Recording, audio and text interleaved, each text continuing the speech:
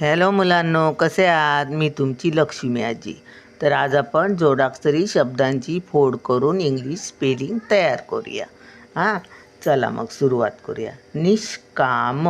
नी नी ईचा उच्चार येतो. मग न फोडायचा, ते व्यंजन आहे, आणि ई हा स्वर आहे, तो आपण बाजूला काढणार. ई न अधिक ई. आता ही ऱ्हस्व ई आहे, मग याच्यावर वेलांटी हे करायला नको आपण. अधिक श्का श श शचा उच्चार पूर्ण येतो का? नाही. मग त्याच्यात अ नाही आहे. निष्का अर्धा श येतो ना, मग त्याच्यात अ नाही आहे. आता का आमध्ये कामध्ये क आणि आ आहे बघा, क मध्ये त्या, म्हणून क फोडला. अधिक आता आ, निष्का आचा उच्चार येतो ना, मग आ. अधिक म मध्ये काय आहे? म अचा उच्चार येतो. म फोडायचा, अधिक अचा उच्चार येतो. तो नाही फोडायचा. स्वर फोडायचे नाहीत. हां, ई आ हे स्वर. आता आपण स्पेलिंग लिहूया. आता ज्यांना डायरेक्ट लिहायला येत नाही, तर आपण ह्याला काय काय इंग्लिशमध्ये बोलतात ते लिहूया. एन अधिक ई आय अधिक श, ह्या शला काय आहे? एस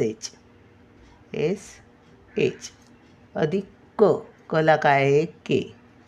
अधिक आला ए.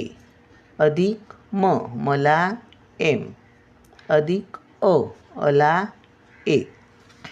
आता आपण हा शब्द करूया तयार. निष्काम तयार करूया. नी एन आय नी एन आय नी.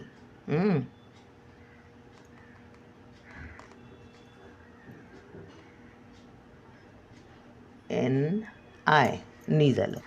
निष्का निश एस एच, हा बघा, हा एस एच. हे आता जॉईन करायचे आहेत. एस एच नंतर के ए